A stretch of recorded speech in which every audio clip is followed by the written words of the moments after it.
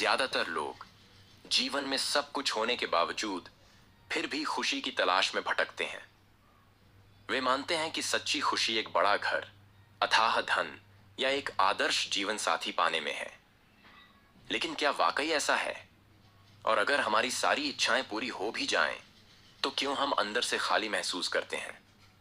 बहुत समय पहले एक घने जंगल के पास एक छोटे से गांव में 3 भाई रहते थे, रोशन, सैमी और धामी। वे अपने स्वर्गवासी माता पिता द्वारा छोड़े गए एक साधारण से घर में रहते थे और सादा जीवन जीते थे। गांव वाले उन्हें उनकी ईमानदारी, मेहनत और दयालुता के लिए जानते थे। वे रोज जंगल जाते, लकड़ी काटते और बाजार में बेचते थे। फिर भी उनके दिलों में एक खालीपन बना रहता था। उन्हें हमेशा लगता जैसे कुछ अधूरा है। एक रात आग के पास बैठे हुए रोशन ने गहरी सोच में डूबते हुए पूछा, जीवन का असली उद्देश्य क्या है? थोड़ी चुप्पी के बाद वह बोला, मुझे लगता है कि अगर मेरे पास एक बड़ा और सुंदर घर हो तो मैं खुश रहूंगा। सैमी धीरे से सिर हिलाते हुए बोला, मुझे एक बहुत बड़ा खेत चाहिए जिसमें अनगिनत फसलें हों। इससे हमें इतनी मेहनत नहीं करनी पड़ेगी। सबसे छोटा भाई धामी मुस्कुराया और बोला, मुझे एक सुंदर पत्नी चाहिए जो मुझसे प्यार करे और मेरे लौटने का हर रोज बेसब्री से इंतजार करे। हालांकि उनकी इच्छाएं अलग थीं, पर दिलों का खालीपन एक जैसा था। जिंदगी की जरूरतें पूरी होने के बाद भी उन्हें सच्ची खुशी नहीं मिल पाई थी।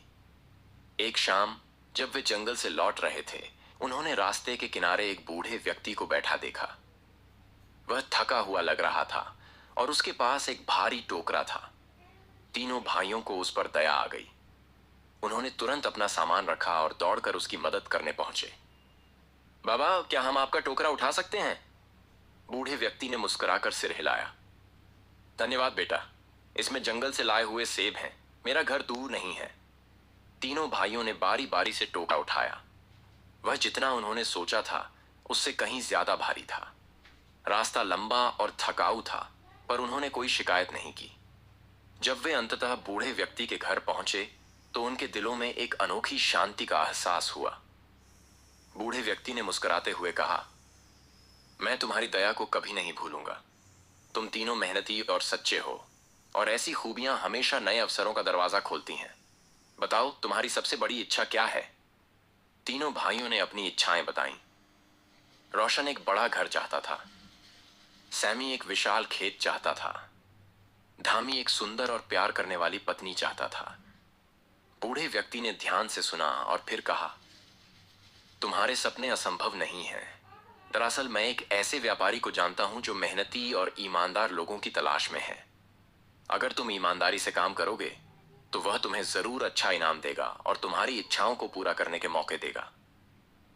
तीनों भाइयों ने यह मौका हाथ से नहीं जाने दिया। वे उस व्यापारी के पास पहुंचे और काम शुरू किया।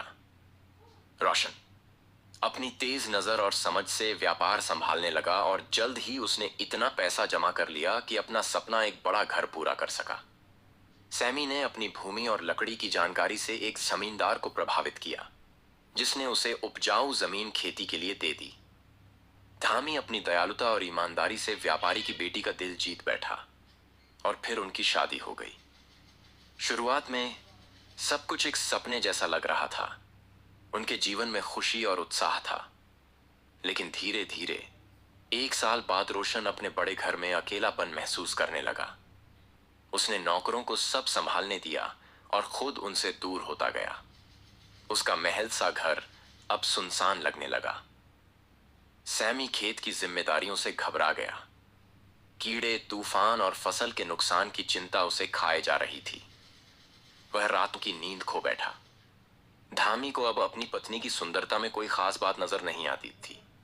उसकी शिकायतें उसे चुभने लगीं और रिश्ते में ठंडापन आ गया। तीनों भाइयों ने वही पुराना खालीपन फिर से महसूस किया। उन्होंने सब कुछ पा लिया था, धन, जमीन, प्यार, फिर भी खुशी उनसे दूर थी।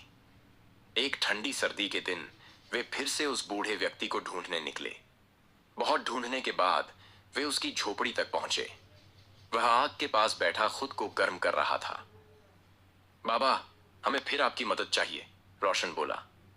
हमारी इच्छाएं पूरी हो गईं, लेकिन हम अब भी खुश नहीं हैं।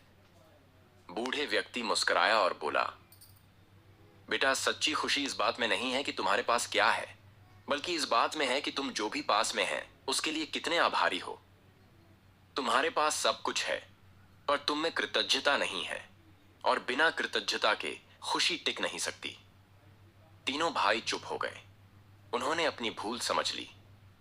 बूढ़े व्यक्ति ने आगे कहा, कृतज्ञता ही सच्ची खुशी की कुंजी है।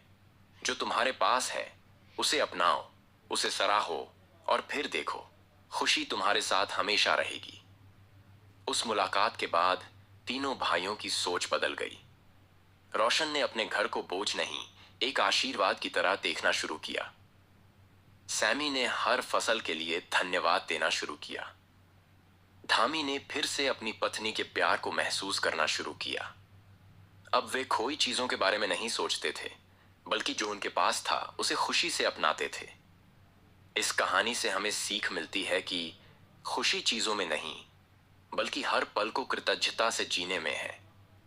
अगर हम जो हमारे पास है उसके लिए आभार जताएं, तो सच्ची खुशी हमेशा हमारे साथ रहेगी। अगर आपको ये कहानी पसंद आई हो तो इसे लाइक करें और एक प्यारा सा कमेंट छोड़ें।